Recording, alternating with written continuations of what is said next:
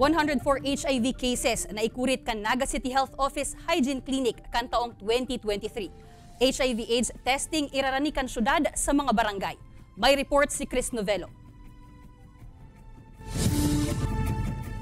Mas nagdakol pa ang mga nagpositibo sa HIV sa siyudad din Naga kan taong 2023. Susog sa Naga City Hygiene Clinic nakapag-register sinda ng 104 na HIV cases ka nakaaging taon. Mas halang kawinik ko ni kukumparar sa 75 na kaso kan taong 2022 ukot tampad kan 139% increase. Sa nasabing numero, 16 anyos ang pinaka-joven na sin 72 anyos naman ang pinakamaedadang tinamaan kan helang na binansagang silent epidemic.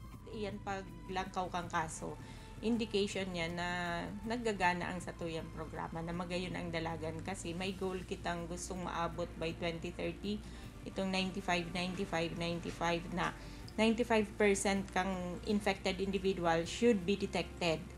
Liwat man na tinawan doon ni Guevara na dapat ikasupog asin dapat nang matuldukan ng stigma sa pagpapates sa nasabing helang. Nagiging dalan kaya ini nga rin na magabot pa sa mas manalang stage ang helang. Katakod ka ini, plano man na iranikan City Health Office at HIV/AIDS testing sa mga barangay sa syudad. Isinairaram naman kaya sa training ang mga BHWs sa community-based screening kanlambang barangay asin isusunod naman ang mga SK officials. Sarap po siyang magayon na programa po, lalo na po na mga kabataan po ngunyan.